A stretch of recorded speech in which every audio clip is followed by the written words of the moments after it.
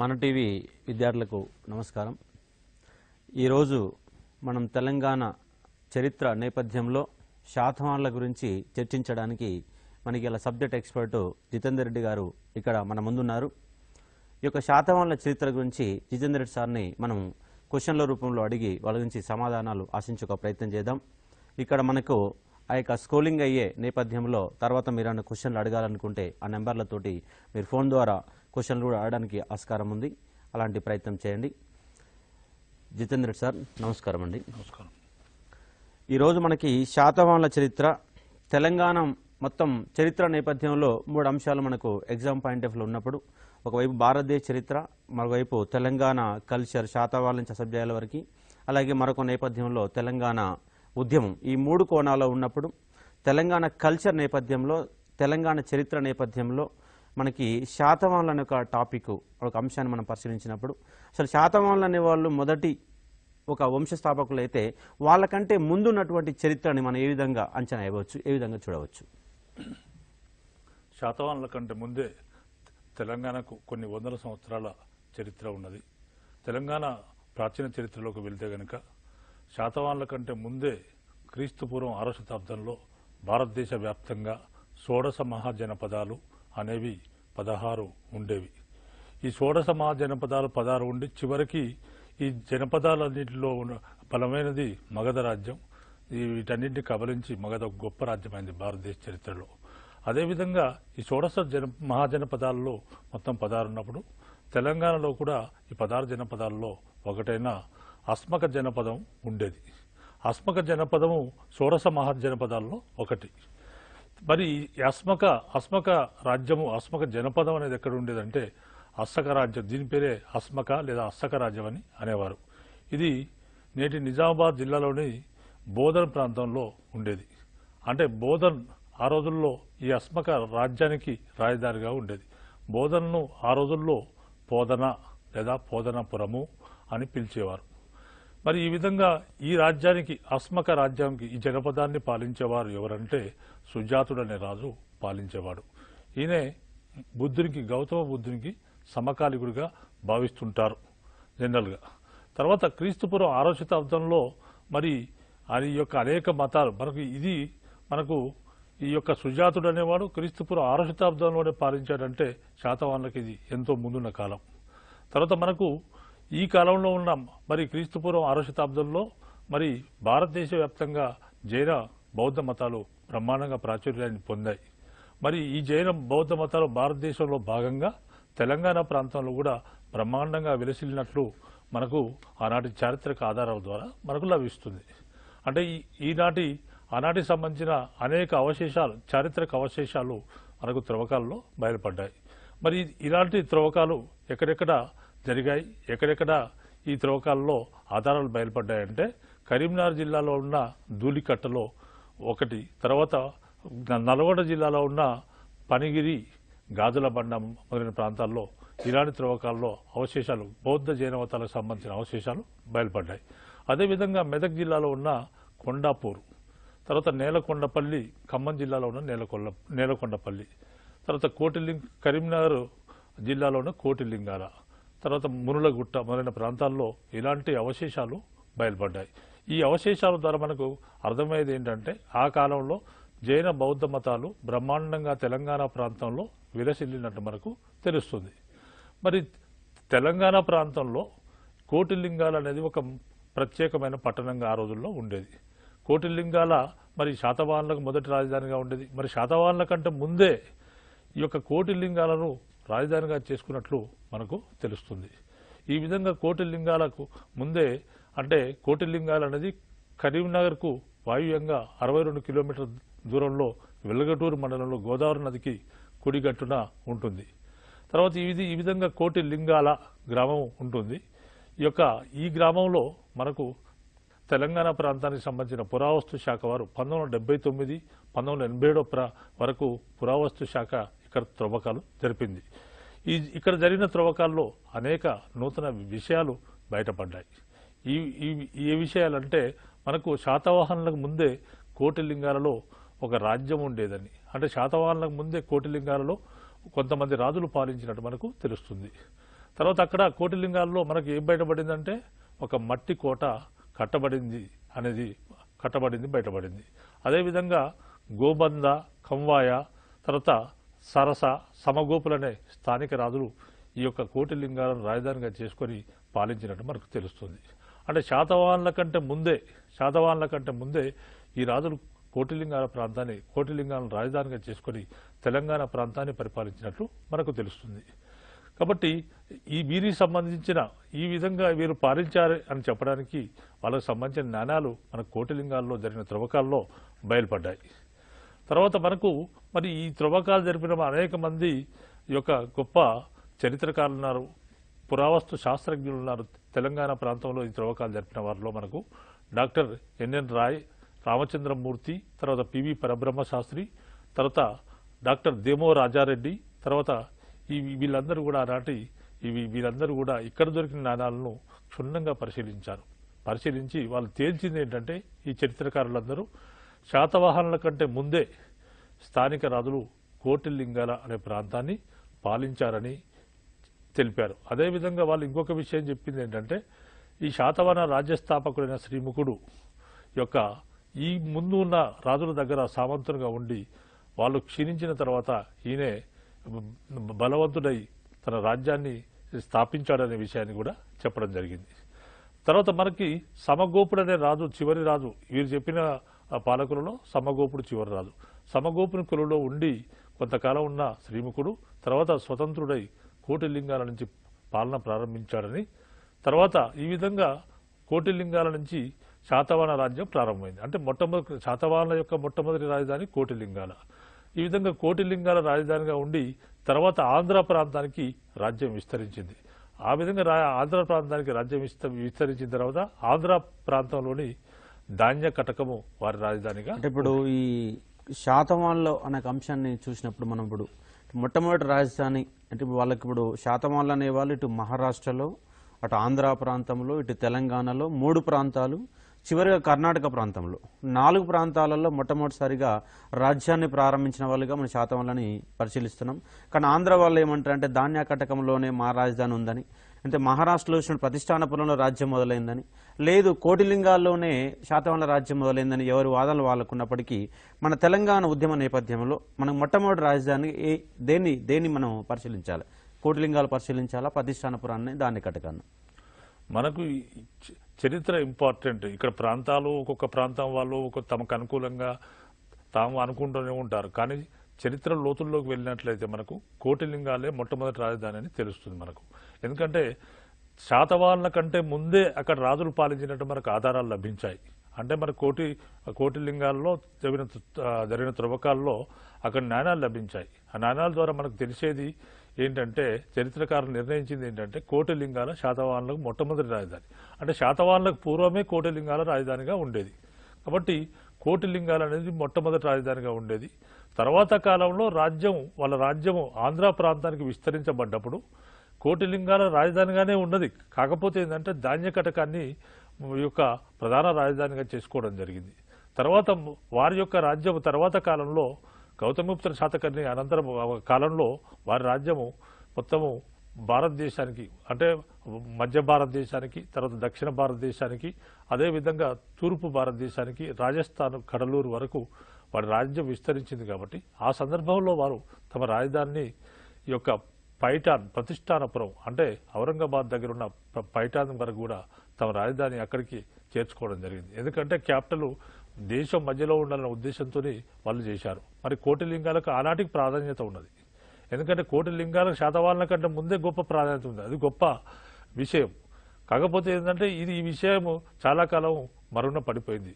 కొత్త విషయాలు వెలుగులోకి రాలేదు. కాబట్టి ఇప్పుడే రాష్ట్రమైనందున ఇటువంటి విషయాలు వెలుగులోకి వచ్చాయి. కాబట్టి ఇదంతా కూడా మనం గ్రహించాలి. ఇప్పుడు శాతవాహనులకు సంబంధించి అంటే ఇక చాలా ముఖ్యమైన చాప్టర్ ఈ యొక్క పాయింట్ ఆఫ్ వ్యూలో మన కంపల్సరీ ఎగ్జామ్లో క్వశ్చన్ ఇవ్వడానికి ఆస్కారం ఉంది. కాబట్టి అసలు శాతవాహనులకు సంబంధించిన ఆధారాలు, ఇన్స్క్రిప్షన్ కానీ ఒక సాహిత్య ఆధారాలు కానీ ఎలాంటి ఆధారాలు శాతవాహనులకు సంబంధించి మనకు దొరకడం జరిగింది? మనకు శాతవాహనులకు సంబంధించి ప్రధానమైన శాసనాలు రెండు. ఒకటి మొట్టమొదటిది ఇది దేవి నాగానిక, అంటే మొదటి శాతకర్ణి భార్య అయిన నాగానిక వేయించిన నానాఘాట్ శాసనం. ఇది ఒక ప్రధానమైన ఆధారం. అంటే ఆమె ఏం చెప్తుందంటే తన భర్త దక్షిణ పదపతి అని చెప్తుంది. తర్వాత తొలి శాతవాహనంలో గొప్ప రాజు ఎవరంటే మొదటి శాతకర్ణి అనే విషయాన్ని మనకు ఈ యొక్క నానాఘాట్ శాసనం తెలియజేస్తుంది. అదేవిధంగా మరి నానాఘాట్ శాసనాన్ని ఎప్పుడు వేయించింది నాగారిక అంటే మొదటి శాతకర్ణి మరణానంతరం వేయించింది. తర్వాత అదేవిధంగా రెండవ శాసనం ఏంటంటే నాసిక్ శాసనం. ఈ నాసిక్ శాసనము ఈ యొక్క గౌతమి బాలశ్రీ గౌతమిపుత్ర శాతకర్ణి శాతవాహనంలో గొప్ప చక్రవర్తి అయిన గౌతమిపుత్ర శాతకర్ణి భార్య అయిన దేవి ఈ యొక్క గౌతమి బాలశ్రీ వేయించింది. ఈ శాసనం ఏం చెప్తుందంటే గౌతమిపుత్ర శాతకర్ణి యొక్క గుణగణాలను రాజకీయ విజయాలను తెలియజేస్తుంది. అదేవిధంగా ఆ కాలం నాటి సమకాలీన పరిస్థితుల గురించి తెలియజేస్తుంది. మరి ఈ శాసనాన్ని కూడా గౌతమి బాలశ్రీ తన కుమారుడైన గౌతమిపుత్ర శాతకర్ణి మరణానంతరం వేయించింది. తర్వాత ఇదే విధంగా మనం తీసుకుంటే మూడో పులోమావికి సంబంధించిన శాసనం మరొకటి ఉంది. అదేంటంటే మేకధోని శాసనం. మేకధోని శాసనము ఇది బళ్ళారి ప్రాంతంలో మనకు లభించింది.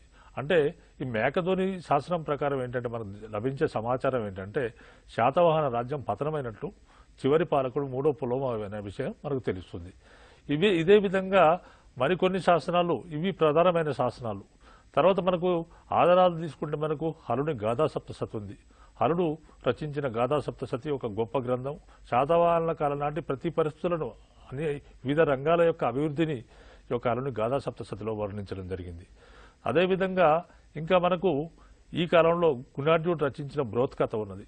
బృహత్ కథలో కూడా ఆనాటి సమకాలీన పరిస్థితులు మనకు తెలుస్తున్నాయి. శర్వవర్మ రచించిన కాతంత్ర వ్యాకరణము సంస్కృత అభివృద్ధిని తెలియజేస్తుంది. అదేవిధంగా వాత్సాయని రచించిన కామసూత్రాలు కానీ వాత్సాయనీయం కానీ మొదలైన గ్రంథాలు కూడా సమకాలీన పరిస్థితులను తెలియజేస్తున్నాయి. ఇదే కాకుండా మనకు శాతవాహనుల కాలంలో గొప్ప వర్తక వాణిజ్యం జరిగింది. ఈ వర్తక వాణిజ్యం జరిగినట్టు మనకు తెలియజేసే గ్రంథాలు ఏమున్నాయంటే టాలమీ రచించిన జాగ్రఫీ ఒకటి, తర్వాత ప్లినీ రచించిన నేచురల్ హిస్టరీ ఒకటి, తర్వాత అదేవిధంగా ఒక అజ్ఞాత నావికుడు రచించిన the Periplus of the Erythraean sea అనే గ్రంథాలు కూడా శాతవాహనుల గురించి వారి కాలంలో జరిగిన వర్తక వాణిజ్యాల గురించి మనకు అనేక విషయాలు తెలియజేస్తున్నాయి.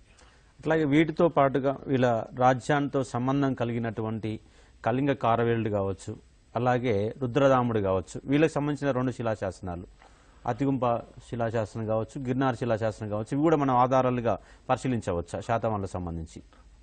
సమకాలీన రాజులు కాబట్టి పరిశీలించవచ్చు. ఇప్పుడు గిర్నార్ శాసనాన్ని శకరుద్రదమనుడు వేయించాడు. ఈ గిర్నార్ శాసనం అనేది ఈ యొక్క మొట్టమొదటి సంస్కృత శాసనం భారతదేశంలో. అదేవిధంగా మనకు రెండో కారవేలుడు ఉన్నాడు. అంటే ఒక కళింగ పాలకుడైన కారవేలుడు ఉన్నాడు. ఆయనే మొదటి శాతకర్ణికి సమకాలికుడు. కాబట్టి ఇక్కడ దీన్ని కూడా మన ఆధారంగా గ్రహించవచ్చు. కాకపోతే ఏంటంటే ఇక్కడ మొదటి శాతకర్ణి సమకాలికుడు కాబట్టి ఇది కూడా చాలా ఇంపార్టెంట్ అయిన అంశము.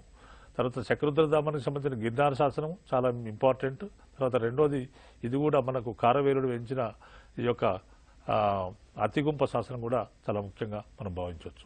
ఇక్కడ అభ్యర్థులు అనేవాళ్ళు ప్రధానంగా పరిశీలించాల్సిన అంశం ఏంటంటే ఇక్కడ సార్ ఒక 5 శిలాశాసనం గురించి చెప్పారు.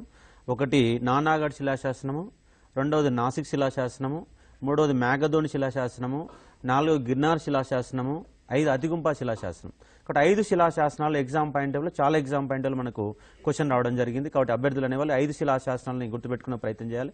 అలాగే కొన్ని గ్రంథాల పేరు కూడా చెప్పారు సార్. ఒకటి గాథా సప్తశతి అని, అదేవిధంగా కాతాంత్ర వ్యాకరణం, గుణాఢ్యుడి యొక్క బృహత్ కథ.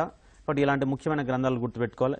అలాగే సార్ ఇప్పుడు మనము ఈ యొక్క శాతవాహనులకు సంబంధించి ఒక పొలిటికల్ హిస్టరీ నేపథ్యంలో, రాజుల నేపథ్యంలో వంశస్థాపకుడు ఎవరు, ఆ వంశంలో గొప్పవాడు ఎవరు, వాళ్ళకి పొలిటికల్ హిస్టరీ నేపథ్యంలో వాళ్ళ గురించి వివరించి ఒక ప్రయత్నం చేయండి సార్. సో మనకు శాతవాహన రాజ్య స్థాపకుడు శ్రీముఖుడు కోటిలింగాల రాజధానిగా శాతవాహన రాజ్యాన్ని స్థాపించాడు. మనం ఇదివరకే చెప్పుకున్నాం ఆల్రెడీ.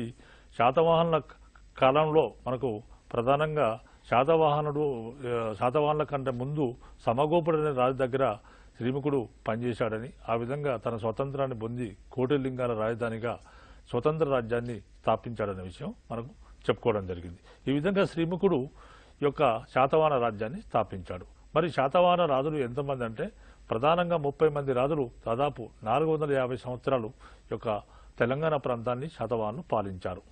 తర్వాత మనకు మొదటి చెప్పుకున్నట్టు మనకు మొట్టమొదటి రాజధాని కోటిలింగాలు అయితే, రెండవ రాజధాని ధాన్యకటకం, మూడవ రాజధాని పైఠాన్ లేదా ప్రతిష్టానపురం అనేది. తర్వాత ఈ విధంగా మనకు పురాణాలు ఏం చెప్తున్నాయంటే శాతవాహన రాజులు దాదాపు 30 మంది 450 సంవత్సరాలు పరిపాలించినట్లు మనకు పురాణాల ద్వారా తెలుస్తుంది. తర్వాత మనకు అదేవిధంగా ఈ కాలంలో మనకు ఈ శాతవాహన వంశం మూల పురుషుడు ఎవరంటే శాతవాహనుడు అని చెప్తున్నాయి. తర్వాత శాతవాహన రాజ్య స్థాపకుడు శ్రీముఖుడు.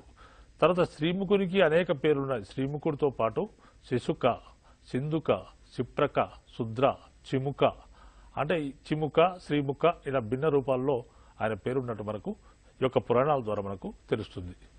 తర్వాత మనకు శాతవాహన రాజ్యాన్ని కోటిలింగాల రాజధానిగా ఈ యొక్క శ్రీముఖుడు స్థాపించాడు. మరి ఇక్కడ ప్రశ్న ఏంటంటే శాతవాహన రాజ్య స్థాపకుడు ఎవరంటే శ్రీముఖుడు ఆన్సర్. తర్వాత శాతవాహనుల యొక్క తొలి రాజధాని ఏంటంటే కోటిలింగాల. తర్వాత శ్రీముఖునికి సంబంధించిన నాణాలు మనకు కోటిలింగాల ప్రాంతంలో లభించాయి. అంటే శాతవాహనులకు సంబంధించిన నాణాలు మనకు కోటిలింగాలతో పాటు కరీంనగర్ జిల్లాలో ఉన్న మునులగుట్ట అనే ప్రాంతంలో కూడా లభించాయి. తర్వాత మనకు శ్రీముఖుడు ఈ విధంగా శాతవాహన రాజ్యాన్ని స్థాపించిన తర్వాత తొలుత శ్రీముఖుడు జైన మతాన్ని అనుసరించినట్టు మనకు జైన ఇతిహాసం వల్ల తెలుస్తుంది. మరి ఈ విధంగా జైన మతాన్ని అనుసరించిన ఆయన తన రాజ్య భద్రత దృష్ట్యా, తన రాజ్య అభివృద్ధి దృష్ట్యా తన మతాన్ని మార్చుకొని బ్రాహ్మణ మతంలోకి తాను మారిపోయినట్టు మనకు తెలుస్తుంది. అంటే బ్రాహ్మణ మతం అంటే హిందూ మతం. తర్వాత ఇక్కడ ఇది మొదటి ఈ యొక్క శ్రీముఖునికి సంబంధించిన సమాచారం. అలాగే శ్రీముఖుడికి సంబంధించి ప్రధాన నాణాలు మన కొండాపురంలో కూడా, మెదక్ జిల్లా కొండాపురంలో కూడా ఒక నాణాల టంకశాల కూడా లభించినట్టుగా మనకు దీనిపైన ప్రయోగాలు చేసినటువంటి వ్యక్తి ఎవరు సార్? దీని మీద ప్రయోగాలు ఈ నాణాలపైన ఆల్రెడీ ప్రయోగం చేసిన వాడు డాక్టర్ దేమో రాజారెడ్డి. ఆయన పాత్ర అత్యంత ప్రతిభావంతమైనది. అదేవిధంగా మిగతా చరిత్రకారులు ఉన్నారు. ఈ యొక్క మన పరబ్రహ్మ శాస్త్రి ఉన్నారు. ఇలాంటి చరిత్రకారులు అంటే మనకు ప్రధానంగా పరిశోధన చేసిన వాడు డాక్టర్ దేమో రాజారెడ్డి. అయితే మనకి మొదటి శాతవంలో గొప్పవాడు మొదటి శాతకర్ణి, అలాగే ఆయనకు సంబంధించిన నాణాలు కానీ, అలాగే దేవి నాగానిక ఇచ్చినటువంటి ఒక నానాగాడి శిలాశాసనం కానీ, అలాగే మొట్టమొదటి గొప్పవాడికి చెప్తున్నా ఆయన గురించి ఆయన కొంత వివరించే ప్రయత్నం చేయండి. అలాగే తర్వాత మనకు మొదటి శాతకర్ణి ఈ యొక్క తొలి శాతవాహనంలో చాలా గొప్పవాడు. మొదటి శాతకర్ణి ఆయన భార్య నాగానిక నానాఘాట్ శాసనాన్ని వేయించింది. ఆ నానాఘాట్ శాసనంలో దేవి నాగానిక తన భర్త విజయాలను పేర్కొన్నది.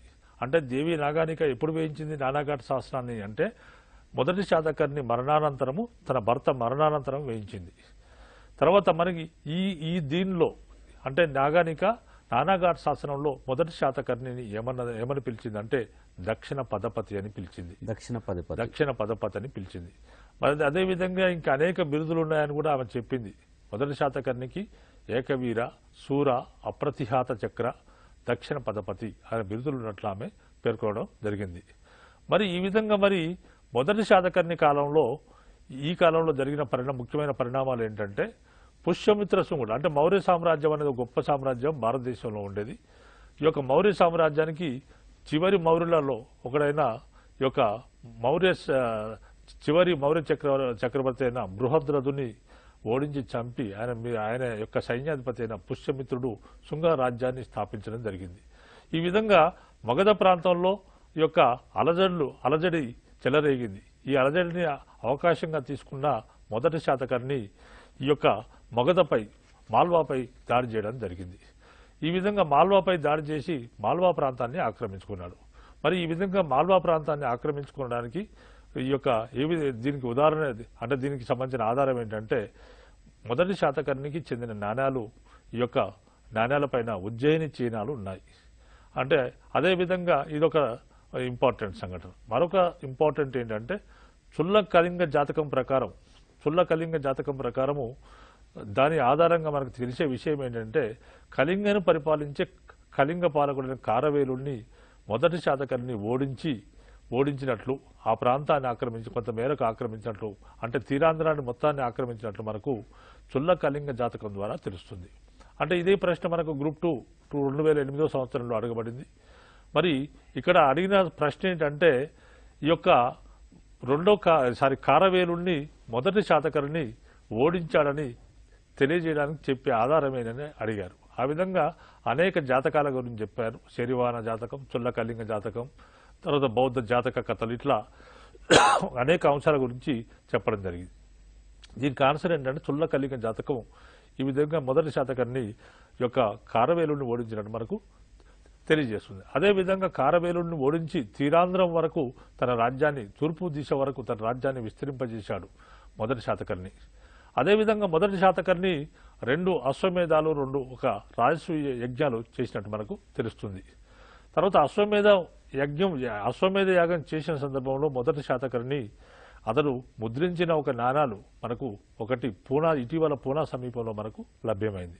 అంటే మొదటి శాతకర్ణి పూనా వరకు రాజ్య విస్తరణ చేశాడని దీని ద్వారా మనకు తెలుస్తుంది. తర్వాత మనకు ఇది మొదటి శాతకర్ణికి సంబంధించిన ఇంపార్టెంట్ అంశం.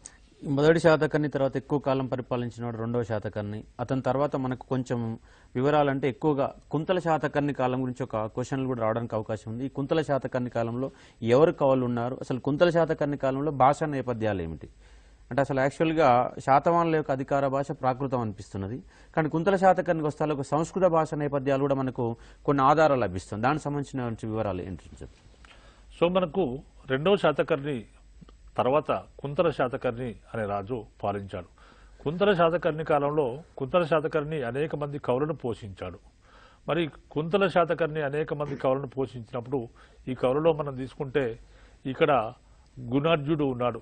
గుణార్జుడు గొప్ప కవి. ఆయన బృహత్కథ అనే గ్రంథాన్ని రచించాడు. గుణార్జుడు బృహత్కథ అనే గ్రంథాన్ని రచించాడు.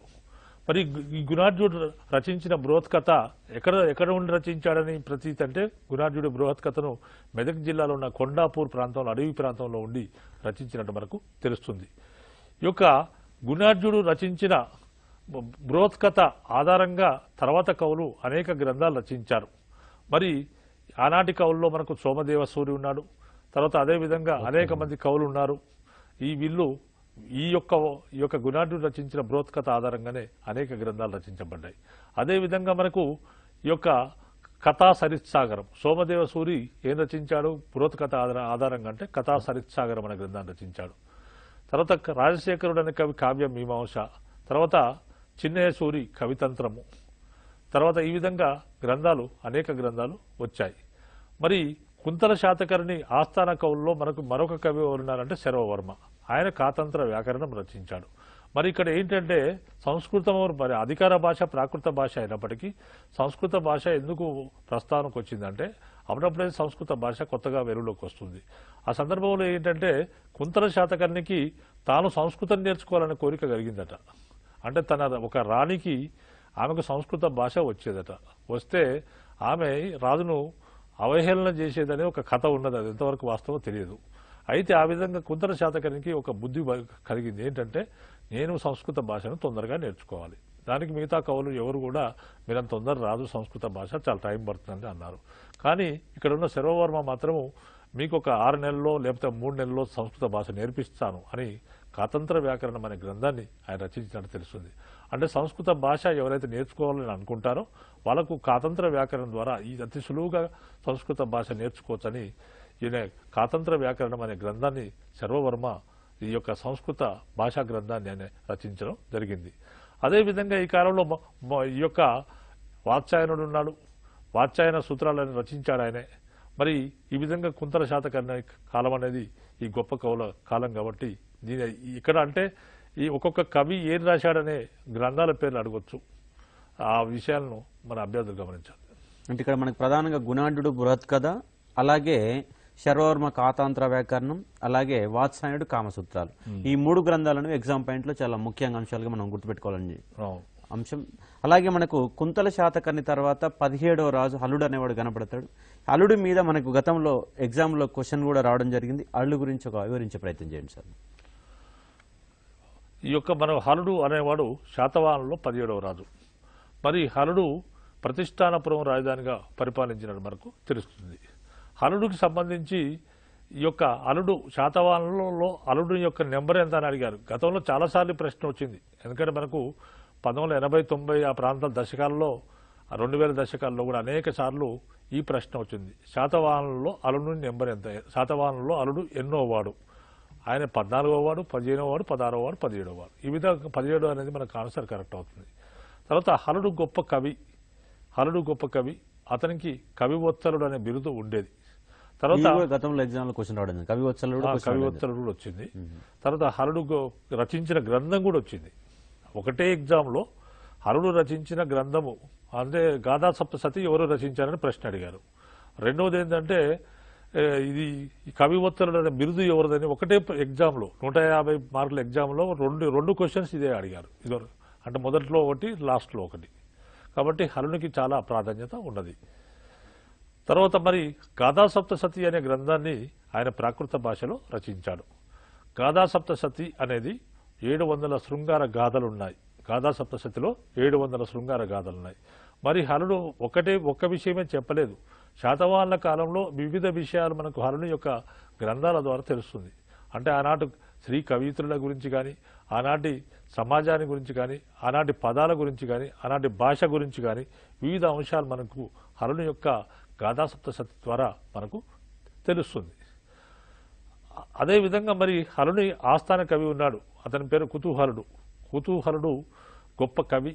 ఆయనే హలుని ఆస్థాన కవి. ఆయన లీలావతి కావ్యం అనే గ్రంథాన్ని రచించాడు. రీసెంట్ ఎగ్జామినేషన్లో కూడా లీలావతి కావ్యాన్ని ఎవరు రచించారని అడిగారు. నిన్న ఏపీ డిఎల్ ఎగ్జామ్ లో కూడా లీలావతి అనే గ్రంథాన్ని అనే క్వశ్చన్ కూడా నిన్న ఎగ్జామ్ లో కూడా క్వశ్చన్ అడగడం జరిగింది. కాబట్టి ఇది లీలావతి కావ్యాన్ని కానీ హలునికి కానీ వీళ్ళకి కవులకు చాలా ప్రాధాన్యత ఉన్నది. కాబట్టి అభ్యర్థులు దీన్ని కీన్గా అబ్జర్వ్ చేస్తే బాగుంటుంది. తర్వాత మనకు హలునికి సంబంధించి మరి లీలావతి కావ్యాన్ని ఎవరు రచించారంటే కుతూహలుడు రచించాడు. కుతూహలుడు హలుని యొక్క ఆస్థాన కవి. మరి లీలావతి కావ్యం అంటే ఏంటంటే అభ్యర్థులు గుర్తుపెట్టుకోవడానికి చాలా ఈజీ. ఏంటంటే లీలావతి కావ్యము, లీలావతి అనే ఆమె హలుని యొక్క భార్య. ఆమె సింహల రాజకుమారి. యాక్చువల్గా ఈ సింహల రాజకుమారిని హలుడు ప్రేమించి పెళ్లి చేసుకున్నాడు. వీరి వివాహము సప్త గోదావరి తీరాన ఉన్న ద్రాక్షారామంలో జరిగినట్లు మనకు లీలావతి కావ్యం అనే గ్రంథం ద్వారా మనకు తెలుస్తుంది. లీలావతి కావ్యం అంటే హలుని యొక్క ప్రేమ వివాహం సంబంధించిన సమాచారం. కాబట్టి ఈ సంఘటన ద్వారా అభ్యర్థులు గుర్తుపెట్టుకుంటే బాగుంటుంది. అలాగే ఈ యొక్క వంశంలో నలుదిక్కులుగా అంటే దక్షిణ భారతదేశాన్ని మొత్తంగా ఒక విశాలమైన దక్షిణ భారతదేశాన్ని పరిపాలించే ఒక రాజుగా గౌతమిపుత్ర శాతకర్ణి అనేవాడు పిలువబడ్డాడు. అంటే గౌతమిపుత్ర శాతకర్ణి యొక్క రాజ్యము అటు గుజరాత్ వరకు, ఇటు గంగా నది వరకు, అలాగే ఇటు తమిళనాడు వరకు, అలాగే 3 సముద్రాల నీళ్లను తాపించిన వాడికి ఒక గుర్తింపు అనేది ఆయనకు గుర్తుపడింది. గౌతమిపుత్ర శాతకర్ణి యొక్క వివరాలు ఏంది, అసలు ఆయన సంబంధించిన ఆధారాలు ఏమిటి, ఆయన యొక్క బిరుదులు ఏమిటి, ఆయన యొక్క తల్లి యొక్క నేపథ్యంలో గురించి ఆయన గురించి మన విద్యార్థులకు విధించే ఒక ప్రయత్నం చేయండి సార్. గౌతమిపుత్ర శాతకర్ణి శాతవాహనంలో చాలా గొప్పవాడు. తర్వాత ఆయన కాలంలో ఆయన రాజ్యం అనేది మొత్తం ఆల్మోస్ట్ ఒక ఉత్తర భారతదేశం కొంత మేర తీసేస్తే మొత్తం మిగతా ప్రాంతాలకు మొత్తానికి కూడా భారతదేశానికి ఆయన రాజ్యం విస్తరించింది. మనం ముఖ్యంగా ఆయన రాజ్యం ఎక్కడి నుంచి ఎక్కడి వరకు విస్తరించిందంటే ఉత్తర భారతదేశంలో ఉన్న రాజస్థాన్ నుంచి మొదలుకుంటే మనకు దక్షిణ భారతదేశంలో ఉన్న కడలూరు వరకు, తమిళనాడులో ఉన్న కడలూరు వరకు రాజ్యం విస్తరించింది. తర్వాత ఆయన రాజ్య విస్తరణ గురించి ఆయనకు ఒక బిరుదు ఉన్నది. ఆ బిరుదును చూసుకుంటే మనకు ఆయన రాజ్య విస్తరణ ఎంత మాత్రం జరిగిందో మనకు తెలుస్తుంది. ఆయన రాజ్య విస్తరణలో భాగంగా ఆయనకు ఒక బిరుదు ఉంది. అదేంటంటే త్రిసముద్ర తోయ పీతవాహన్ అనే బిరుదు ఉన్నది. త్రిసముద్ర తోయ పీతవాహన్ అంటే ఆయన గుర్రాలు 3 సముద్రాల నీళ్లు తాగేవట. భారతదేశంలో ఉన్నవే 3 సముద్రాలు. ఒకటి బంగాళాఖాతం, రెండవది హిందూ మహాసముద్రం, మూడవది అరేబియా సముద్రం. అంటే ఈ 3 సముద్రాల మధ్యలో ఆవరించి ఉన్న భూమి అంతా కూడా ఆయన స్వాధీనంలో ఉన్నట్లు మనకు వీటి ద్వారా మనకు తెలుస్తుంది.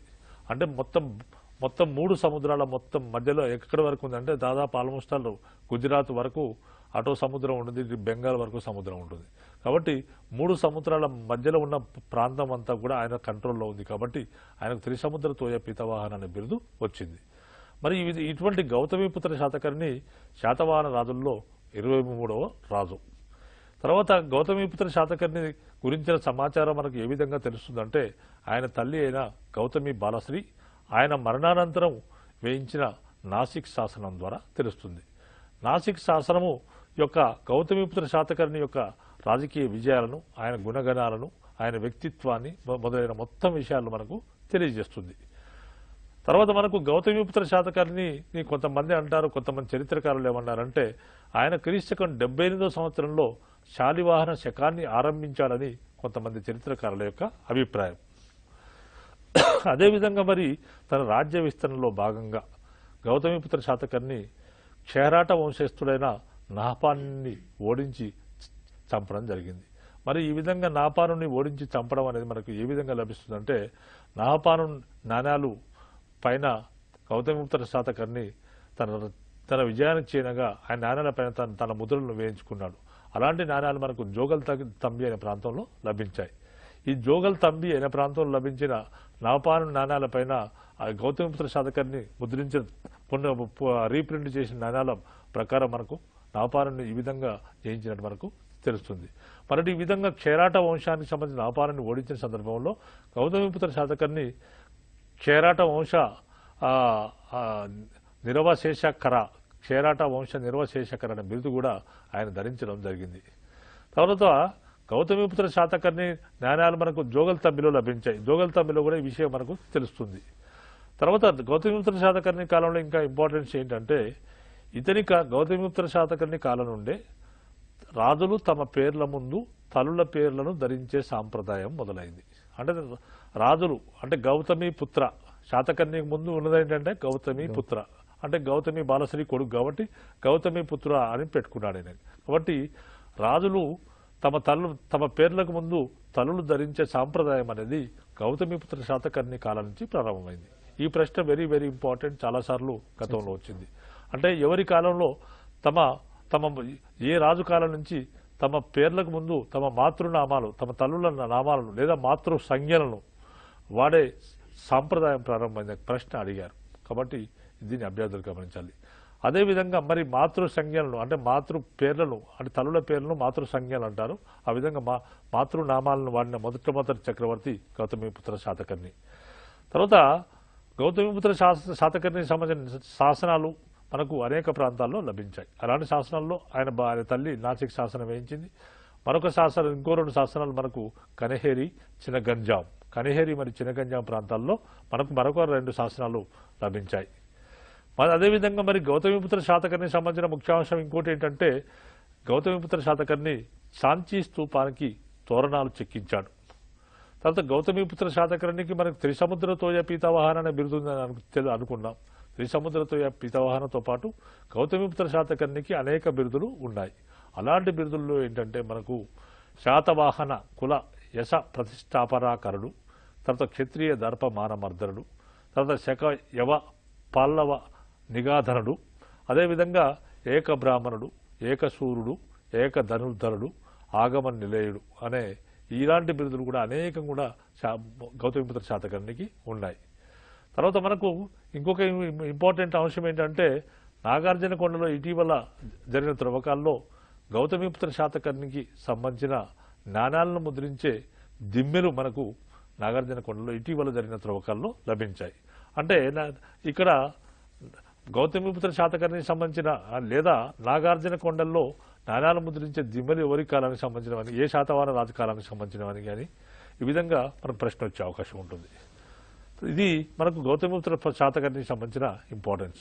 అలాగే మనకి చివరి రాజులలో గొప్పవాడుగా పిలువబడ్డవాడు, ఒక 27వ రాజుగా పిలువబడ్డవాడు యజ్ఞశ్రీ శాతకర్ణి. అలా యజ్ఞశ్రీ శాతకర్ణి కాలంలో మనకు ఆచార్య నాగార్జునుడు ఉన్నాడు. ఆయనకు పార్వత విహారాన్ని కూడా కట్టించాడు. మరి యజ్ఞశ్రీ శాతకర్ణి నేపథ్యంలో మనకు ఆయనకు సంబంధించిన నాణాలు ఏమిటి, అలాగే మన యజ్ఞశ్రీ శాతకర్ణికి నాగార్జునుడికి మధ్య ఉన్నటువంటి సంబంధం ఏమిటి, ఆచార్య నాగార్జున రాసిన ఒక గ్రంథాల నేపథ్యంలో ఇద్దరు గురించి ఈ సబ్జెక్టుని చూసే కోణంలో ఏ విధంగా క్వశ్చన్ రావడానికి ఆస్కారం ఉంది, వాటి గురించి వివరాలు చెప్పించు. యజ్ఞశ్రీ శాతకర్ణి అనేవాడు చివరి శాతవాహనంలో చాలా గొప్ప చక్రవర్తి యజ్ఞశ్రీ శాతకర్ణి. యజ్ఞశ్రీ శాతకర్ణి కాలంలో ఏంటంటే అది ఆయనకు సంబంధించిన 2-3 ముఖ్య అంశాలు ఉన్నాయి. దాంట్లో మొదటి అంశం ఏంటంటే ఆయన కాలానికి సంబంధించిన తెరచాప పడవ గుర్తుల నాణ్యాలు మనకు లభించాయి. అంటే తెరచాప పడవ గుర్తులు ఓడ గుర్తు గల నాణ్యాలు లభించాయి. కాబట్టి ఆ కాలంలో విదేశీ వాణిజ్యం బ్రహ్మాండంగా విలసిల్లిందని మనం చెప్పుకోవచ్చు. మరి ఇక్కడ ప్రశ్న ఏంటంటే ఏ శాతవాహన రాజుకు సంబంధించిన ఓడ గుర్తు ఉన్న నాణ్యాలు ఏ శాతవాహన రాజుకు సంబంధించిన నాణ్యాలు మనకు లభించాయనే ప్రశ్న రావచ్చు. తర్వాత మనకు యజ్ఞశ్రీ శాతకర్ణికి ఇంకొక విషయానికి వస్తే, యజ్ఞశ్రీ శాతకర్ణికి సమకాలికుడు ఆచార్య నాగార్జునుడు. ఆచార్య నాగార్జునుడు మాధ్యమిక సిద్ధాంతాన్ని ప్రతిపాదించినవాడు, శూన్యవాద సిద్ధాంతాన్ని ప్రతిపాదించినవాడు. అంటే మనకు బౌద్ధ మతం, మరి మాధ్యమికవాదం అంటే మహాయానం అంటే విషయానికి వస్తే, మనకు గౌతమ బుద్ధుడు బౌద్ధ మతాన్ని కనిపెట్టాడనే విషయం మనందరికీ తెలుసు. తర్వాత గౌతమ బుద్ధుని మరణానంతరము ఈ యొక్క కొంతకాలానికి కొంతమంది మార్పులు కావాలని అన్నారు. ఆ విధంగా కొంతమంది మార్పులు కావాలని అడిగినప్పుడు కొంతమంది అవసరం లేదు, గౌతమ బుద్ధుడు ఏం చెప్పాడు అదే ఫాలో అవుదామని మరికొంతమంది అన్నారు. అటువంటి సమయంలో ఈ యొక్క మార్పులు కావాలి అని అన్నవారందరూ కూడా మహాయానులు లేదా మహాసాంఘికులు అయిపోయారు. మాకు మార్పులు అవసరం లేదు అని అనేవాళ్ళు ఒరిజినల్ శాఖ హీనయానులుగా ఉండిపోయారు. ఈ విధంగా మహాయానం అనేది పుట్టుకొచ్చింది. ఈ విధంగా పుట్టుకొచ్చిన మహాయానాన్ని ఒక సిద్ధాంతంగా ఒక పద్ధతిగా ప్రతిపాదించిన వాడు ఆచార్య నాగార్జునుడు. దీన్నే ఆయన శూన్యవాదంగా ఆయన రూపొందింపజేయడం జరిగింది. ఈ మహాయాన సృష్టికర్త ఎవరంటే దీనికి ఆచార్య నాగార్జునుడు. ఆచార్య నాగార్జునుడు యజ్ఞశ్రీ శాతకర్ణి కాలంలో శ్రీపర్వతం పైన ఉండేవాడట. యజ్ఞశ్రీ శాతకర్ణి ఆచార్య నాగార్జునుని కొరకు శ్రీపర్వతం పైన పారావత మహావిహారాన్ని నిర్మించి ఇచ్చాడట. అదేవిధంగా మరి యజ్ఞశ్రీ శాతకర్ణి కొరకు ఆచార్య నాగార్జునుడు ఆయనే సుహుర్లేఖ అనే గ్రంథాన్ని ఆయనకు రచించి ఆయనకు అంకితం చేసినట్టు మనకు తెలుస్తుంది. అదేవిధంగా మరి ఈ విధంగా మాధ్యమిక సిద్ధాంతాన్ని ప్రతిపాదించిన ఆచార్య నాగార్జునుడు ఈ సిద్ధాంతానికి ప్రామాణిక గ్రంథంగా ప్రాజ్ఞా పారమిత శాస్త్రం అనే గ్రంథాన్ని దీనికి రచించి దీన్ని ప్రూవ్ చేయడానికి ఈ గ్రంథాన్ని రచించడం జరిగింది. అంటే ఈ విధంగా ప్రాజ్ఞా పారమిత శాస్త్రం అనేది మాధ్యమిక సిద్ధాంతానికి మహాయానానికి ప్రామాణిక గ్రంథంగా ఉండేది. అదేవిధంగా మరి ఈ కాలంలో మరి ఆచార్య నాగార్జునుడు గొప్ప బౌద్ధ మత గురువు. ఆయనకు 2 బిరుదులు ఉండేవి. అవేంటంటే ఆయన రెండు బిరుదులు ఏంటంటే రెండో బుద్ధుడు అనేవారు ఆయన. తర్వాత ఇండియన్ ఐన్స్టీన్ అనే బిరుదు, మరొక బిరుదు ఉండేది. ఈ విధంగా 2 బిరుదులు ఆచార్య నాగార్జునుడికి ఉండేవి. ఇక్కడ ఏంటంటే ఈ యొక్క ఆచార్య నాగార్జునుడు ఎవరికి ఏ శాతవాహన రాజుకు సమకాలికుడు అనే ప్రశ్న కానీ, తర్వాత సుహుర్లేఖ అనే గ్రంథాన్ని ఎవరు రచించారని కానీ, ప్రాజ్ఞా పారమిత శాస్త్రం అనేది ఏ మతానికి ప్రామాణిక గ్రంథం అని కానీ, లేదా ప్రాజ్ఞా పారమిత శాస్త్రాన్ని ఎవరు రచించారని కానీ ఈ విధంగా అడగవచ్చు. అదేవిధంగా మరి ఈ యొక్క పారావత మహావిహారాన్ని మరి ఆచార్య నాగార్జునుని కొరకు శ్రీపర్వతం పైన పారావత మహావిహారాన్ని ఎవరు నిర్మించారంటే యజ్ఞశ్రీ శాతకర్ణి. ఈ విధంగా పారావత మహావిహారాన్ని నిర్మించి ఇచ్చాడు. ఇది మనకు ఆచార్య నాగార్జునునికి తర్వాత యజ్ఞశ్రీ శాతకర్ణికి ఉన్న ఇంపార్టెన్స్. అలాగే ఈ యొక్క శాతవాహన సామ్రాజ్యం అనేది చివరి పాలకుడు ఎవరు, అసలు చివరి పాలకుడు అనేవాడు ఎక్కడి పోయారు, అసలు శాతవాహనుల మీద దాడి చేసేటువంటి వంశం వాళ్ళెవరు, వాటి గురించి ఒక పొలిటికల్ హిస్టరీ నేపథ్యంలో వివరించే ప్రయత్నం చేయండి. మనకు శాతవాహనులో చివరి రాజు 3వ పులోమావి. ఈ 3వ పులోమావిని ఈ యొక్క ఇక్ష్వాకు రాజైన శాంతమూలుడు, ఇక్ష్వాకు రాజ్యస్థాపకుడైన శాంతమూలుడు అక్కడి నుంచి తరిమివేసి, అంటే శాతవాహన రాజ్యాన్ని తరిమివేశాడట. ఈ విధంగా తరిమివేస్తే 3వ పులోమావి ఆయనే ఈ యొక్క కర్ణాటకలో ఉన్న బళ్ళారి ప్రాంతానికి వెళ్ళి కొంతకాలం ఆ ప్రాంతాన్ని పాలించాడట. మరి ఆ ప్రాంతాన్ని పాలించినట్టు మనకు ఏ విధంగా తెలుస్తుందంటే బళ్ళారిలో లభించిన మేకధోని శాసనం ద్వారా తెలుస్తుంది. మేకధోని శాసనం అనేది ఎవరు వేయించారంటే 3వ పులోమావి వేయించాడు. ఈ మేకధోని అక్కడే కొంతకాలం పరిపాలించిన 3వ పులోమావి అక్కడే మరణించినట్టు మనకు తెలుస్తుంది. ఆయన మరణంతో శాతవాహన రాజ్యం పతనం జరిగినట్టు మనకు తెలుస్తుంది. ఇక్కడ అభ్యర్థులు గమనించాల్సిన ప్రశ్నలు ఏంటంటే శాతవాహనంలో చివరి రాజు ఎవరనే ప్రశ్న గతంలో చాలాసార్లు అడిగారు. ఎవరంటే 3వ పులోమావి. మరి శాతవాహన రాజ్య పతనాన్ని సూచించే ఆధారం ఏంటని ప్రశ్న అడగొచ్చు. మేకధోని శాసనం దానికి శాతవాహన రాజ్య పతనాన్ని సూచిస్తుంది.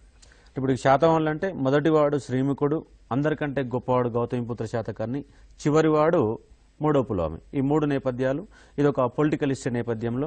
అదేవిధంగా శాతవాహనుల కాలంలో రాజ్యం అనేది అభివృద్ధి చెందడానికి ఒక ఇతర దేశాలతో ఒక వ్యాపార వ్యవస్థ కొనసాగింది. ఆ వ్యాపార సంస్థలో భాగంగా ఒక శ్రేణి వ్యవస్థ కొనసాగింది. ఆ శ్రేణి వ్యవస్థ గురించి ఒక మన విద్యార్థులకు వివరించే ఒక ప్రయత్నం చేయండి సార్. అంటే శ్రేణి వ్యవస్థ అంటే వివిధ వృత్తులు చేసుకునేవారు, ఒక్కొక్క వృత్తి చేసుకునేవారు ఒక శ్రేణిగా ఉంటారు. ఆ విధంగా రకరకాల అంటే ఒక వృత్తి చేసేవారందరూ కూడా ఒక శ్రేణిగా ఉంటారు. శ్రేణిగా ఉండి ఒక సంఘాన్ని శ్రేణి అంటారు. ఈ శ్రేణికి ఏ విధంగా ఉంటుందో శ్రేణికి అధ్యక్షుడు ఉంటాడు, ఆయన శ్రేష్ఠి అని అంటారు. తర్వాత ఈ శ్రేణి ఏంటంటే ఆ శ్రేణి అంటే ఆ వ్యవస్థకు సంబంధించిన వాళ్ళ వృత్తికి సంబంధించిన బాగోగులు చూస్తుంది, వాళ్ళకు సంబంధించిన ఇతరత్ర విషయాలను చూస్తుంది. మరి ఈ శ్రేణి ద్వారానే ఆ రోజుల్లో స్వదేశీ వర్తకం విదేశీ వర్తకం బ్రహ్మాండంగా సాగుతుండేది. మరి ఈ శ్రేణులు ఎన్ని రకాలుగా ఉన్నట్టు మనకు తెలుస్తుందంటే ఆ రోజుల్లో 18 రకాల శ్రేణి వ్యవస్థ, 18 రకాల శ్రేణులు ఉన్నట్టు మనకు తెలుస్తుంది. మరి ఈ కాలంలో విదేశీ వ్యాపారం బ్రహ్మాండంగా సాగేది. మరి విదేశీ వ్యాపారము ఏ దేశాలతో జరిగేదంటే ప్రధానంగా రోమ్ దేశంతో బ్రహ్మాండంగా సాగేది. ఎందుకంటే రోమ్ దేశానికి సంబంధించిన బంగారు నాణ్యాలు శాతవాహనుల కాలంలో మనకు లభించాయి. కాబట్టి దీనికి సంబంధించి మనకు ఈ కాలంలో బ్రహ్మాండమైన వాణిజ్యం జరిగినట్టు మనకు తెలుస్తుంది. మరి ఈ వాణిజ్యంలో మనం ఈ యొక్క అనేక స్టెర్లింగ్లు అంటే ఒక రోమ్ చక్రవర్తి ఒకటి భావించాడంటే రోమ్ బంగారం అంతా భారతదేశానికి వచ్చేస్తుందట. మరి రోమ్లో బంగారం లేకుండా పోతుంది, రోమ్ స్టెర్లింగ్లన్నీ ఇక్కడ లభిస్తున్నాయి. మరి పరిస్థితి ఏంది? మరి ఈ విధంగా పోతే కొంతకాలానికి పోతే రోమ్ అసలు ఏమైపోతుంది అనే పరిస్థితిని ఆలోచించి ఆయనే సహమానా అని ఒక పన్ను విధించాడంట భారతీయ వర్తకులపైన. దాంతో బంగారం దిగుమతి అనేది తగ్గిపోయిందంట. ఆ విధంగా రోమ్ దేశంతో విదేశీ వర్తకం బ్రహ్మాండంగా సాగేది, శ్రేణి వ్యవస్థ ద్వారా సాగేది. మరి ఆ రోజుల్లో 12% వడ్డీ ఉండేదట. 12% వడ్డీకి అప్పులు ఇచ్చే పద్ధతి ఉండేది. అంటే 12% వడ్డీ అంటే మనకు శాతవాహనుల కాలంలో 2008లో ప్రశ్న వచ్చింది గ్రూప్ 2లో. ఏంటంటే శాతవాహనుల కాలంలో ఉన్న ఆ వడ్డీ శాతం ఎంత అని ప్రశ్న వచ్చింది. వడ్డీ శాతం ఎంత అంటే 12%. అక్కడ ఇచ్చారు 8%, 9%, 10%, 12%. ఇది కూడా ఒక ఇంపార్టెంట్ అయిన ప్రశ్న. మరి ఈ కాలంలో మనకు వర్తక పట్టణాలు ఉండేవి. ఈ కాలంలో వర్తక పట్టణాలు ఉండేవి. ఈ వర్తక పట్టణాలను ప్రత్యేక సభలు పాలించేవి. ఈ సభలు ఏంటంటే ఈ సభలను ఏమంటారంటే నిగమ సభలని అంటారు. పట్టణ సభలు, పట్టణ ప్రాంతాలను అంటే ప్రధానంగా పట్టణాలను వర్తక పట్టణాలను పాలించే సభలను నిగమ సభలని అంటారు. నిగమ సభలను ఉన్నట్టు మనకి తెలిపే ఆధారం ఏంటంటే బట్టిప్రోలు శాసనం ద్వారా మనకు నిగమ సభలకు సంబంధించిన సమాచారం తెలుస్తుంది. అంటే బట్టిప్రోలు ఈ ప్రశ్న కూడా గతంలో గ్రూప్ 2B అనేది ఒక ఎగ్జామ్ ఉండేది, దాంట్లో కూడా అడిగారు ఒకసారి. ఏంటంటే నిగమ సభల ప్రస్తావన దేని ద్వారా తెలుస్తుంది, నిగమ సభలు గురించి తెలిపే ఆధారం ఏదని అడిగారు. అంటే బట్టిప్రోలు పేటికా శాసనము నిగమ సభల గురించి మనకు వివరిస్తుంది. తర్వాత మనకు ఈ కాలంలో మరి ఈ యొక్క నిగమ సభలు ఉండేవి. అదేవిధంగా 12% వడ్డీ ఉండేది. తర్వాత ఈ కాలంలో మనకు ప్రధానంగా సాంఘిక పరిస్థితుల విషయానికి వస్తే వర్ణ వ్యవస్థ బ్రహ్మాండంగా బలపడింది. అంటే వర్ణ వ్యవస్థ పూర్తిగా ఘనీభవించలేదు. కాకపోతే ఏంటంటే ఒక వర్ణం నుంచి ఇంకొక వర్ణానికి మారే అంటే వర్ణ సాంకరం అంటే ఒక వర్ణం నుంచి ఇంకో వర్ణానికి వెళ్ళే అంటే పెళ్లిళ్ళు చేసుకోవడం అలాంటి పరిస్థితి ఉండేది. వర్ణ వ్యవస్థ ఘనీభవించలేదు. తర్వాత హాలిక, గోలిక, తర్వాత కొలిక మొదలైన ఉపకులాలు ఈ కాలంలో పుట్టుకొచ్చాయి. తర్వాత మరి ఈ కాలంలో సమిష్టి కుటుంబాలు ఉండేవి.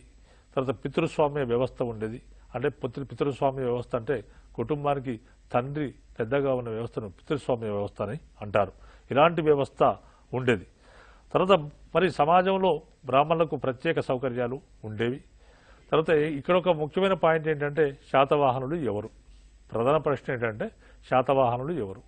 కింద ఆన్సర్స్ బ్రాహ్మణులు, క్షత్రియులు, వైశ్యులు, శూద్రులు. ఇక్కడంటే శాతవాహనులు బ్రాహ్మణులు. ఈ ప్రశ్న కూడా గతంలో చాలాసార్లు అడగబడింది.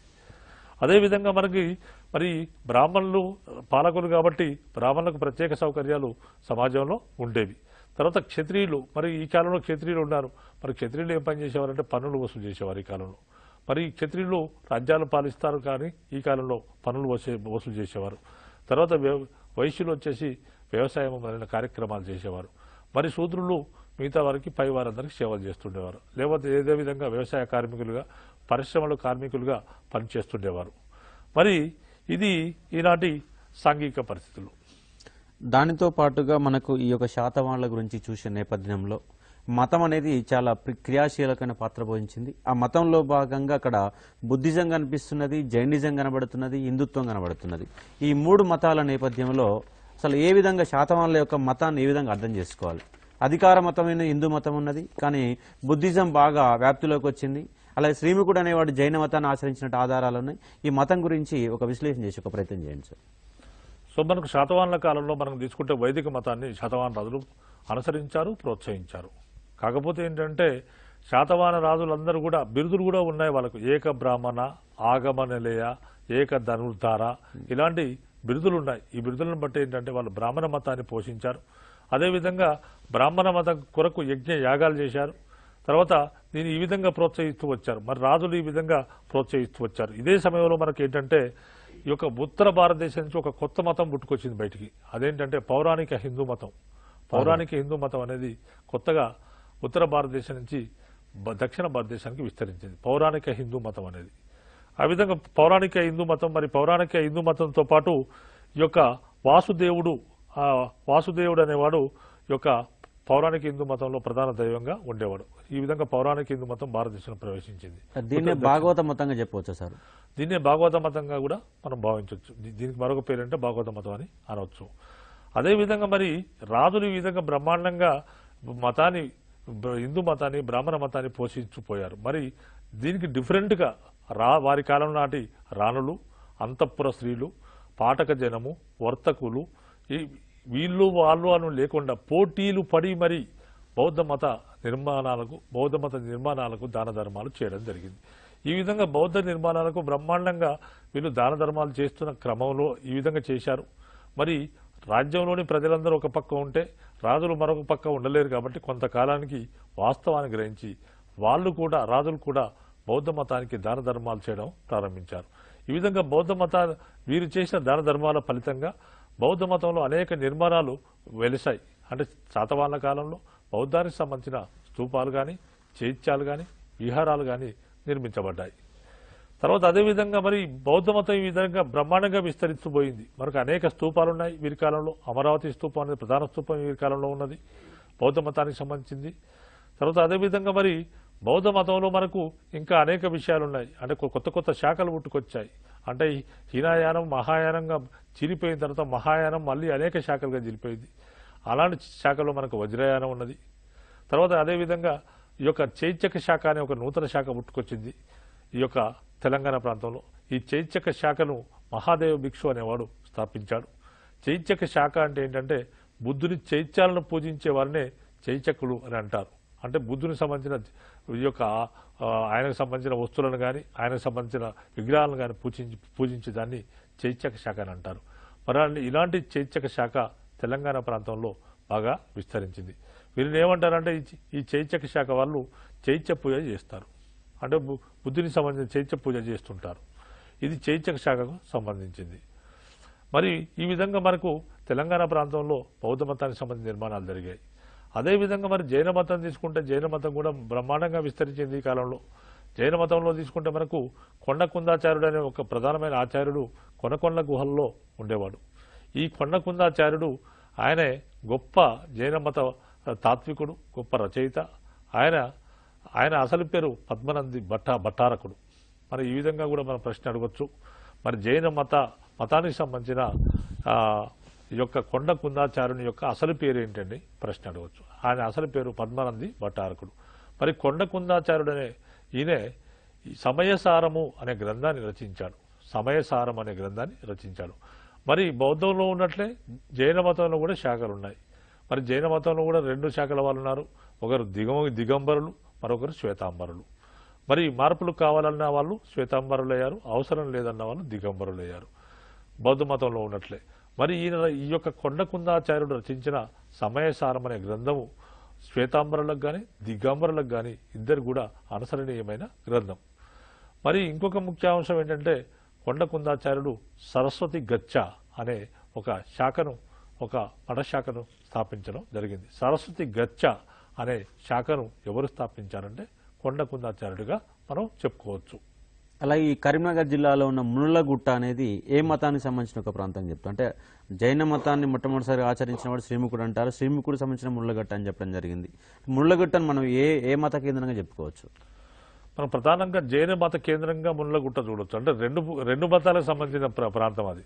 అంటే మునులగుట్ట ప్రాంతం వద్ద ఈ యొక్క మనకు శ్రీముఖునికి సంబంధించిన నాణాలు బయటపడ్డాయి. శ్రీముఖునికి సంబంధించిన నాణాలు ముళ్ళగుట్ట వద్ద బయలుపడ్డాయి. అంటే ముళ్ళగుట్ట దగ్గర శ్రీముఖునికి సంబంధించిన ఒక స్థావరంగా మనం చెప్పుకోవచ్చు. అదేవిధంగా మరి ఈ యొక్క ముళ్ళగుట్ట అనేది ఒక జైన కేంద్రంగా పేర్కొంటారు. మరి తెలంగాణ ప్రాంతంలో ఉన్న అనేక జైన కేంద్రాలు ఉన్నాయి. అలాంటి జైన కేంద్రాల్లో మనం తీసుకుంటే ఈ యొక్క ముళ్ళగుట్ట కూడా ఒక ప్రాధాన్యత వహించిన జైన కేంద్రం.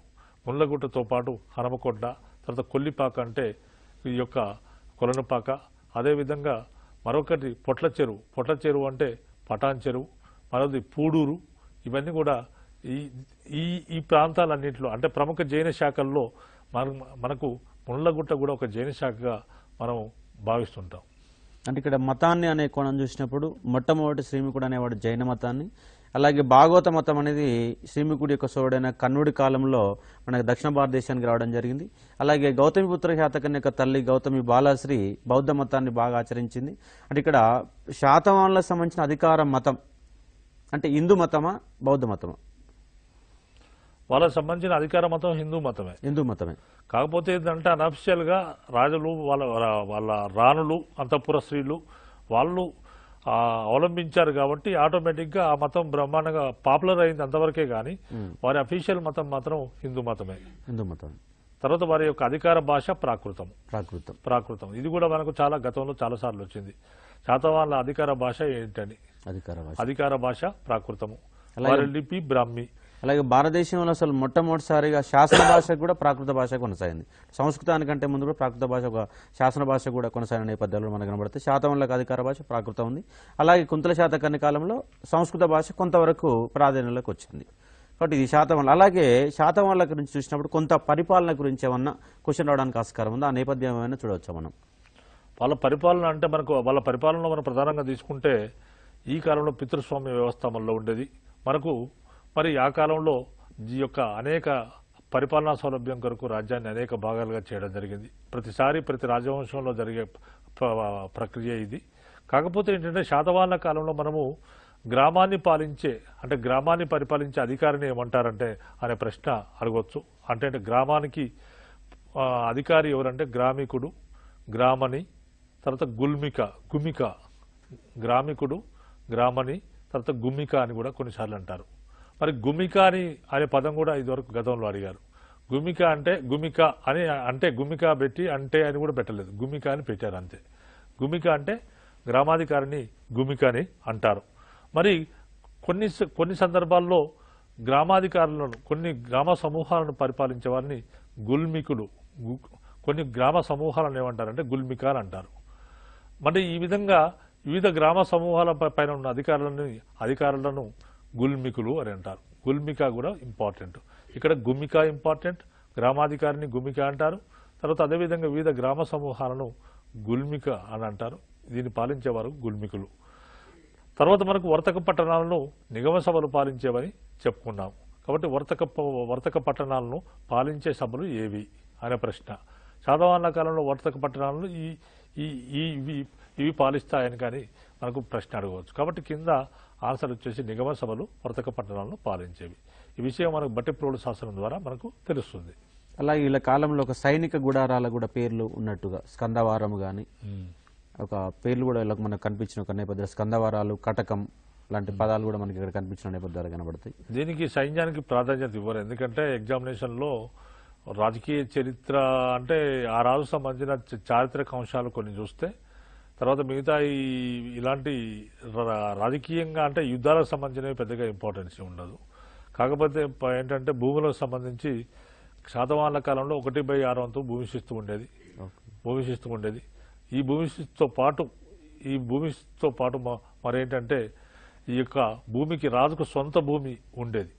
ఈ రాజు యొక్క సొంత భూమిని ఏమంటారంటే రాజకంకేట అని అంటారు.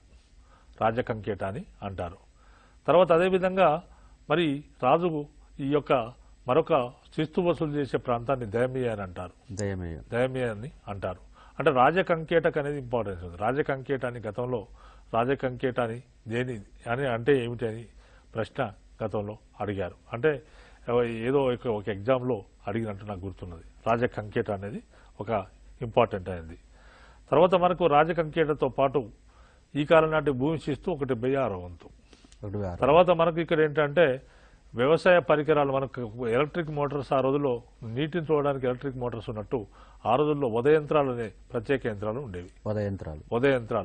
ఉదయంత్రాల ద్వారా నీటిని వ్యవసాయ పొలాలకు సరఫరా చేసేవారు. ఈ ఉదయంత్రాలు ఉండేవి. అంటే ఉదయంత్రాస్ అనేది కూడా ఒక శ్రేణి వ్యవస్థలో ఒక భాగం తయారు చేసే ఉదయంత్రాలు తయారు చేసే వాళ్ళను ఉదయంత్ర శ్రేణి అని ఉదయంత్రికులు అని అంటారు. ఆ విధంగా ఉదయంత్రాలు ఉండేవి, ఉదయంత్రికులు అని అనేవారు వాళ్ళను. అలాగే ఇప్పుడు మనం ఈ శాతవాహనులు అనేది ఒక పెద్ద చాప్టర్. అసలు మొత్తం టోటల్ గా ఉన్నటువంటి కల్చర్ నేపథ్యంలో శాతవాహనులు, కాకతీయులు, కుతుబుషాలు, అసబ్జాయిలు, ఈ మేజర్ 4 చాప్టర్లలో శాతవాహనుల గురించి కంపల్సరీగా ప్రతి ఎగ్జామ్ లో క్వశ్చన్ అడుగుతుంది. టోటల్ ఒకసారి మనం రిమైండ్ చేసిన నేపథ్యంలో ఏ అంశాలను ఇక్కడ ఎగ్జామ్ పాయింట్ లో గుర్తుపెట్టుకుని ఒక ప్రయత్నం తీసుకుంటే శాతవాహన రాజ్య స్థాపకుడు ఎవరు, ఇది మొదటి ప్రశ్న. శ్రీముఖుడు. తర్వాత రెండోది ఏంటంటే శాతవాహనుల తొలి రాజధాని ఏది, కోటిలింగాల. తర్వాత శాతవాహనులో తొలి గొప్ప చక్రవర్తి ఎవరంటే మొదటి శాతకర్ణి.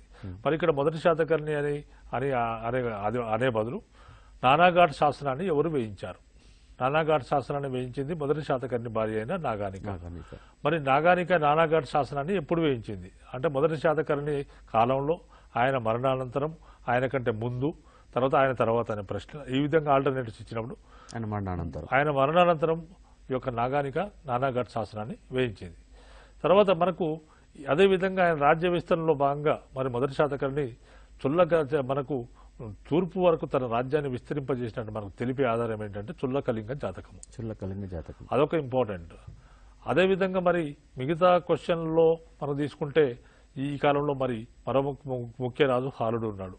హలుడికి సంబంధించి చాలా ప్రశ్నలు, అంటే మనం కేర్ఫుల్గా చూసినట్లయితే కనీసం ఈ యొక్క అల్లుడికి సంబంధించి 1-2 ప్రశ్నలు వచ్చే అవకాశం ఉంటుంది. ఎందుకంటే తన గొప్ప కవి కాబట్టి, తన ఆస్థానంలో కవులు ఉన్నారు కాబట్టి, మరి హలుడుకు సంబంధించిన గొప్ప కవి కాబట్టి ఆయన రచించిన గ్రంథం గాథా సప్తసతి, అది ప్రాకృత గ్రంథం. తర్వాత అదేవిధంగా మరి ఆయనకు ఉన్న బిరుదు ఏంటంటే కవివత్సలుడు. తర్వాత ఇంకొకటి ఏంటంటే ఈ కాలంలో హలుని యొక్క ఆస్థాన కవి పేరు కుతూహలుడు. ఆయన లీలావతి కావ్యం అనే గ్రంథాన్ని రచించాడు. మరి హలుడు శాతవాహనంలో ఎన్నో రాదు, ఇది ఒకటి ఉండనే ఉన్నది, 17వ రాజు. కాబట్టి ఈ విషయాలు మనకు హలుని గుర్తుపెట్టుకుంటే బాగా. ఇక్కడ మనకు శాతవాహనులలో ప్రముఖంగా గ్రంథాల మీద క్వశ్చన్ రావడానికి ఎక్కువ ఆస్కారం ఉంది. అలాగే కొన్ని శాసనాలు కానీ, ఒక గొప్ప రాజుల గురించి కానీ ఒక నేపథ్యంలో కంపల్సరీ ఎగ్జామ్లో ఒక బిట్ రావడానికి ఆస్కారం ఉంది. కాబట్టి శాతవాహనులు అనేది కంపల్సరీగా విద్యార్థులు అనేవాళ్ళు ఒకసారి అవగాహన నేపథ్యంలో ఒక ప్రాథమిక అంశాలు చూసి ఒక ప్రయత్నం చేయండి. మనకు ఒక విలువైన సమాచారాన్ని శాతవాహనుల గురించి ఈరోజు జితేందర్ రెడ్డి సార్ విలువైన సమాచారాన్ని మనకు వివరాలు అందించారు. కాబట్టి మరొక క్లాస్లో నెక్స్ట్ చాప్టర్లో ఈక్షాకులు, విష్ణుకుండ్ల గురించి ఒక చూసే ప్రయత్నం. నమస్కారం. Thank you sir. Thank you.